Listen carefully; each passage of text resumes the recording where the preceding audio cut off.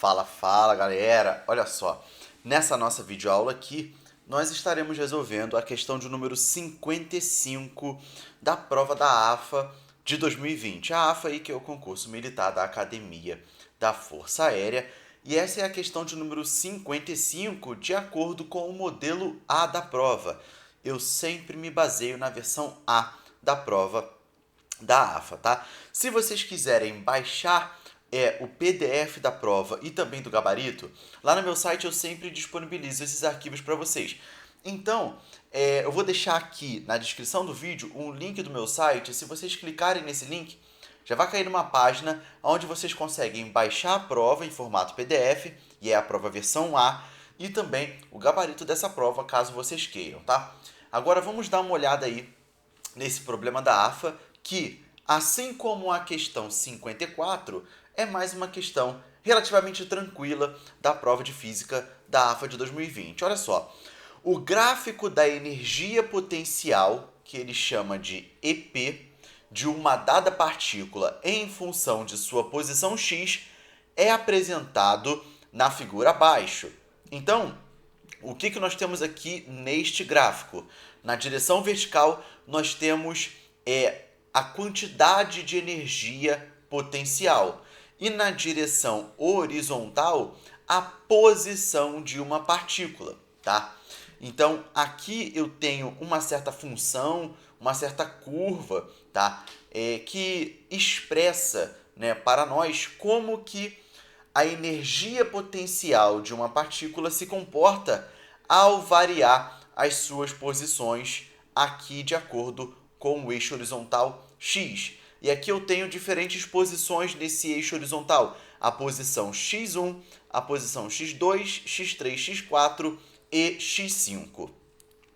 Quando a partícula é colocada com velocidade nula, ou seja, com velocidade zero, nas posições x1, x2, x3, x4 e x5, esta permanece em repouso de acordo com a primeira lei de Newton.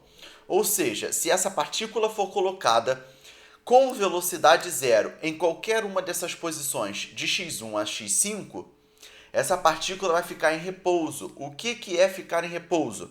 Ter aceleração nula. Ou seja, essa partícula vai ter ali uma força resultante nula atuando sobre ela, de acordo com a primeira lei de Newton, que é a lei da inércia. Considerando essas informações, caso haja uma perturbação sobre a partícula, ela poderá oscilar em movimento harmônico simples em torno das posições. Então, o que o problema quer? Se você realiza uma pequena perturbação nessa partícula, de acordo com a sua posição, em qual ponto ou em quais pontos essa partícula oscilaria e exerceria, né, um movimento de oscilação, um movimento harmônico simples, o famoso MHS. Então, em torno de qual ou de quais pontos essa partícula realizaria o MHS se ela sofresse uma pequena oscilação, tá? Então, é uma questão tranquila. O que eu vou fazer? Eu vou trabalhar em cima desse gráfico aqui.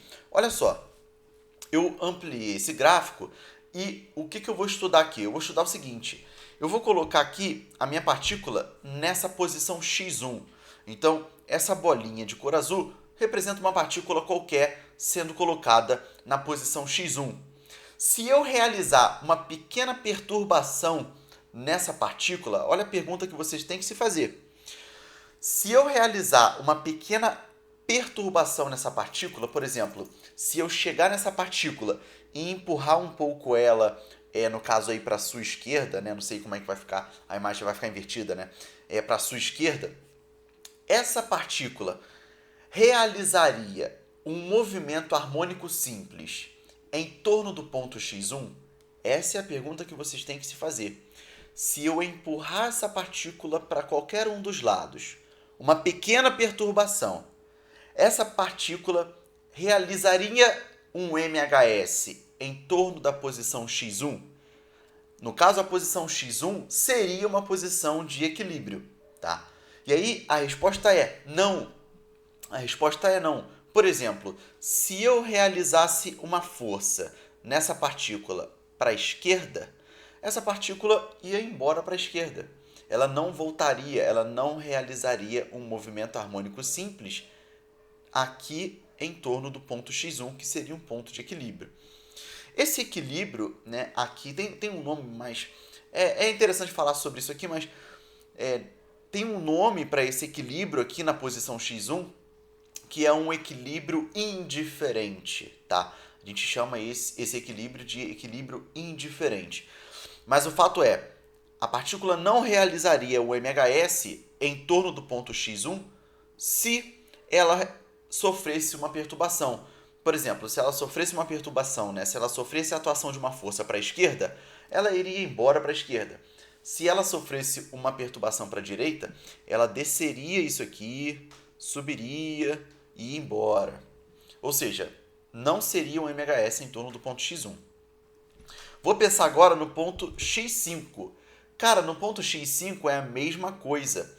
Eu coloquei a minha partícula aqui no ponto x5 e a pergunta que eu tenho que me fazer é: se eu aplicar uma pequena perturbação nessa partícula, uma pequena força, essa partícula realizaria um MHS em torno de uma provável posição de equilíbrio x5? A resposta é não. Não. Por exemplo, se eu realizasse aqui uma força da esquerda para a direita, essa partícula iria embora para a direita e não voltaria mais à posição de equilíbrio x5. Se eu, por exemplo, aplicasse aqui uma força da direita para a esquerda, essa partícula desceria, subiria, então ela não voltaria aqui para o ponto x5, não voltaria para o ponto x5, ou seja, não realizaria um movimento harmônico simples, um MHS, em torno de uma possível posição de equilíbrio x5. Então já sabemos que não é x1 e nem é x5, tá? Vamos pensar agora, tá, e aqui, né, aqui em x5 nós temos novamente um equilíbrio que nós chamamos de equilíbrio estável. Não, estável não, indiferente, tá? Aqui em x1 é indiferente e em x5 também é indiferente. Vamos pensar agora no ponto x3. Se eu colocasse essa partícula no ponto x3, primeiro, que tipo de equilíbrio nós teríamos no ponto x3? A gente chama esse tipo de equilíbrio instável. Instável, porque qualquer perturbação que essa partícula sofrer, caso ela esteja em x3, no caso, ela faria aqui um movimento, digamos assim, que não pode ser previsto, não pode ser ordenado, não pode ser comparado aqui de acordo com a posição x3 ou algo do tipo. Então, por exemplo, vou pensar aqui, né, nessa partícula aqui na posição x3 a essa altura de acordo com a direção x, tá? E aí, por exemplo, se eu aplico nessa partícula uma força da esquerda para a direita, essa partícula iria descer aqui e alcançaria, por exemplo, essa altura, depois ela voltaria e alcançaria essa altura e assim sucessivamente, tá? E aqui eu estou considerando, por exemplo, que a energia mecânica dessa partícula não é conservada, tá? O problema não falou que essa energia mecânica é conservada, tá? Então, eu não estou considerando uma possível conservação da energia mecânica dessa partícula.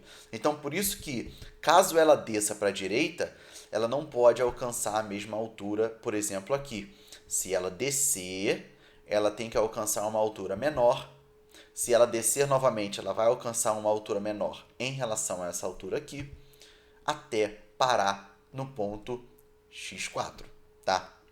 Então, caso essa partícula caso essa partícula sofra uma perturbação, uma pequena força para a direita, ela não conseguiria voltar à sua posição de equilíbrio x3, certo? A sua possível posição de equilíbrio x3, se nós considerássemos, por exemplo, a não conservação da energia mecânica dessa partícula. Então, se ela sofresse uma pequena perturbação para a direita, uma pequena força para a direita, ela não realizaria um MHS em torno de uma possível posição de equilíbrio x3. Agora vamos supor que essa partícula sofra uma perturbação, uma pequena força para a esquerda. Então, se fosse para a esquerda, ela desceria, alcançaria uma altura, e aí vai ser uma altura menor do que a anterior, porque eu não estou considerando uma possível conservação da energia mecânica dessa partícula, e aí ela desceria, voltaria a descer, e aí alcançaria uma altura menor do que aqui, até o momento em que ela para no ponto x2, tá? Então, aqui, lembrando que em x1 e em x5 não realizaria MHS e nós temos um equilíbrio que nós chamamos de equilíbrio indiferente. Em x3 também essa partícula não realizaria um MHS, tá? E nós temos um equilíbrio instável, beleza? Agora vamos pensar no ponto x2. Vamos supor que nós vamos colocar aqui essa partícula na posição x2. E agora vamos supor que essa partícula sofresse uma pequena perturbação, sofresse a atuação de uma pequena força para qualquer um dos lados. E aí eu teria, por exemplo, uma oscilação dessa partícula em torno do ponto x2. Percebam que se eu realizo uma pequena perturbação nessa partícula, ela sobe, ela desce, sobe de novo, sobe, desce, sobe de novo. Ou seja, em torno do ponto x2, a partícula está realizando um MHS, um movimento harmônico simples. E isso independe se a energia mecânica da partícula é conservada ou não. Por exemplo, se a energia mecânica dessa partícula fosse conservada, se eu largo essa partícula dessa altura, ela alcançaria a mesma altura aqui. E aí ficaria exercendo esse movimento de oscilação para todo o sempre, alcançando sempre a mesma altura, partindo do princípio que a energia mecânica dessa partícula é conservada. Aqui eu não estou conservando, eu não estou considerando essa conservação. Então, se eu realizo uma pequena perturbação nessa partícula, essa partícula vai subir, vai descer, e quando ela sobe aqui, ela sobe uma altura menor, e aqui quando ela desce e quando ela sobe aqui, ela alcança uma altura menor em relação aqui, até o momento que ela para. Mas a conclusão importante que você tem que chegar o movimento harmônico simples seria realizado em torno da posição de equilíbrio x2, tá? Em torno da posição de equilíbrio x2, beleza? Então já temos o ponto x2 aí como resposta, tá? E aí, o que eu achei interessante também trazer para vocês aqui é o gráfico que mostra o comportamento da energia potencial e da energia cinética em um MHS, em um movimento harmônico simples, tá? Aqui eu tenho a amplitude, eu tenho menos A e A na direção X. Percebam que eu teria também aqui uma amplitude, no MHS. Essa partícula iria se deslocar para a esquerda, depois para a direita, e aí depende se tem atrito ou não. Se não tiver atrito, a amplitude é constante, tá? Se tiver atrito, essa amplitude vai diminuir de acordo com o tempo, tá? E aqui o mais interessante é o seguinte: na cor azul eu tenho o comportamento da energia potencial. Na cor vermelha eu tenho o comportamento da energia cinética, tá? Aqui na direção vertical eu tenho a quantidade de energia e essa linha horizontal me indica a energia total dessa partícula. O que vocês precisam perceber aqui? Por exemplo, se eu pegar esse ponto aqui me representa um ponto de energia total.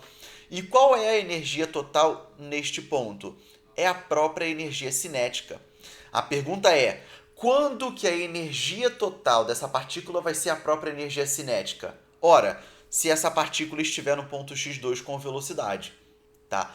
Aqui no ponto x2, vamos supor, essa partícula teria uma velocidade máxima, e aí a energia cinética da partícula, que está de cor vermelha, teria um valor máximo, e a energia potencial teria valor zero, porque o meu plano horizontal de referência está aqui, e caso essa partícula esteja aqui, né, no ponto x2, essa partícula não vai ter altura em relação a essa reta vermelha que eu tracei aqui.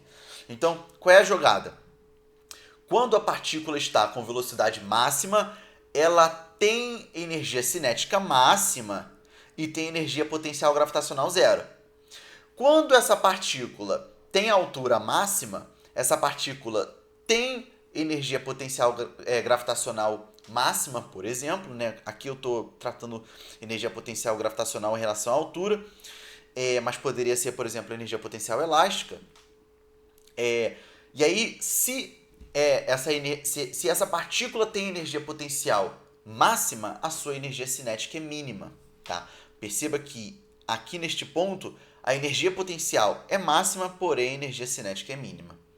Tá? Achei interessante também trazer esse gráfico, porque é importante que vocês saibam, principalmente ao nível de prova de física da AFA. Agora vamos pensar em colocar essa partícula no ponto x4. O ponto x4 funciona da mesma forma do que o ponto x2. Tá? Porque se eu realizo uma pequena perturbação nessa partícula, se essa partícula sofre a atuação de uma pequena força, ela vai oscilar em torno do ponto x4, independentemente se essa energia mecânica for conservada ou não. Tá? O fato da energia mecânica ser conservada ou não vai depender ali, né? Vai gerar uma consequência em relação ao tempo do movimento dessa partícula. Tá? Então, se eu realizo uma pequena perturbação, por exemplo, essa partícula sobe, quando ela sobe, ela desce, sobe aqui de novo, alcança uma altura, desce e sobe de novo, alcança uma altura, até o momento em que ela para definitivamente no ponto x4. Tá? Então, tanto em x2 quanto em x4, ao sofrer uma pequena perturbação, essa partícula realizaria um movimento harmônico simples em torno de uma posição de equilíbrio que ou vai ser x2 ou vai ser x4. Tá? Um MHS em torno de x2 ou x4. Beleza?